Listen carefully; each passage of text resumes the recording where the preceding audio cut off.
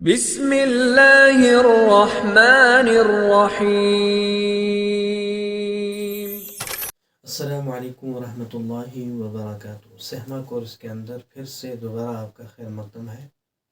جیسا کہ آپ کو معلوم ہے کل بھی آپ نے مخارج کی کلاس کو جو ہے سیکھا تھا، اور آج کی کلاس کے اندر بھی ہم مخارج کو ہی ابھی سیکھ رہے ہیں، اور مخارج کی ہی کلاس کو آج بھی پڑھایا جائے گا۔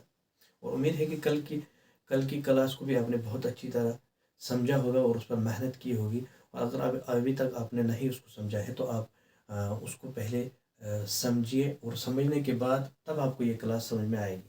بہرحال اب ہم آج کی کلاس کی طرف بڑھتے ہیں، اور آج کی کلاس کے اندر آپ جو ہے 3 حروف کے بارے میں جانیں گے، یعنی مخرج نمبر 7 جو ہے، مخرج ایک ہے لیکن 3 حروف ہیں، ایک ہی جگہ سے ادا ہوتے ہیں۔ 7واں مخرج ہے وسط زبان اور اس کے مقابل اوپر کا تالو۔ وسط زبان اور اس کے مقابل اوپر کا تالو، اور اس سے 3 حروف ادا ہوتے ہیں۔ وسط زبان اور اس سے مقابل اوپر کا تالو۔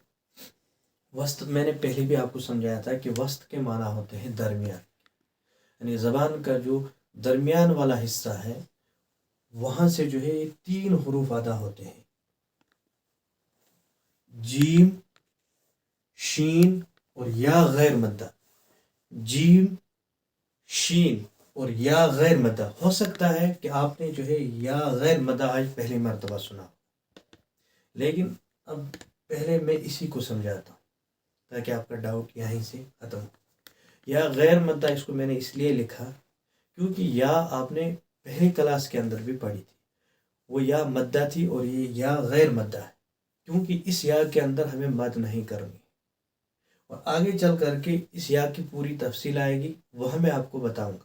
لیکن یہاں آپ کو خالی اتنا سمجھنا ہے کہ مخرج نمبر 7 جو ہے یہ 3 حروف کا ہے۔ نمبر 1 جیم کا، نمبر 2 شین کا، نمبر 3 یا کا، لیکن کون سی یا؟ مد والی نہیں، غیر مدہ، یعنی اس کے اندر کوئی مد نہیں ہوتی۔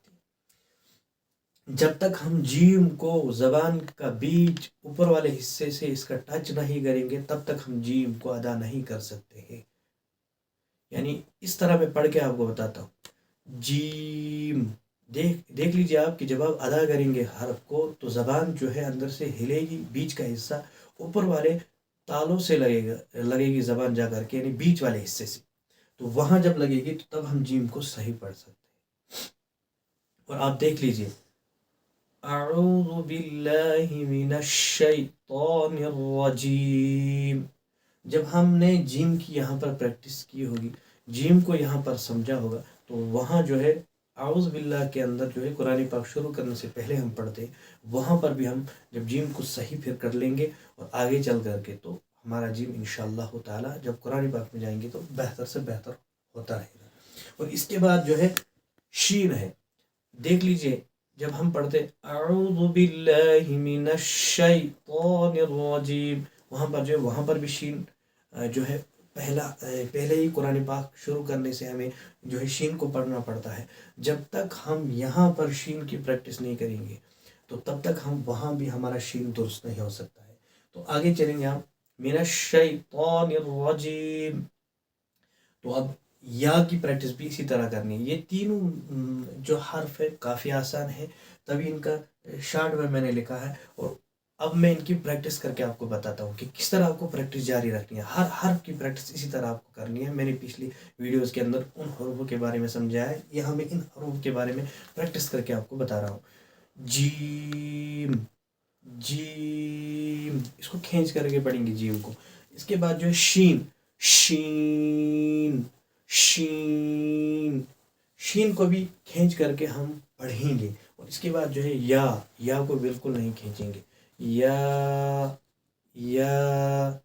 اور امید ہے کہ آج کی کلاس کو بھی آپ نے، مختصر سی کلاس ہوئی ہے، بہت اچھی طرح سمجھا ہوگا، اور بہت اچھی طرح میں نے سمجھانے کی کوشش کی۔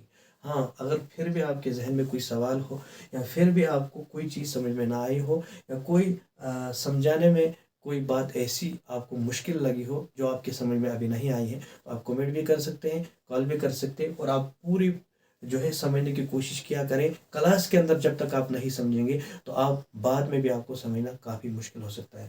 اللہ تعالیٰ سے دعا ہے کہ اللہ تعالیٰ آپ کو اچھی طرح محنت کی اور سمجھنے کی توفیق عطا فرمائے، اور مزید مجھے اور اللہ تعالیٰ قرآن پاک کو سیکھنے کی اور سکھانے کی توفیق عطا فرمائے۔ دعاؤں میں یاد رکھیے، انشاءاللہ ملیں گے اگلی کلاس میں۔ السلام علیکم ورحمۃ اللہ وبرکاتہ۔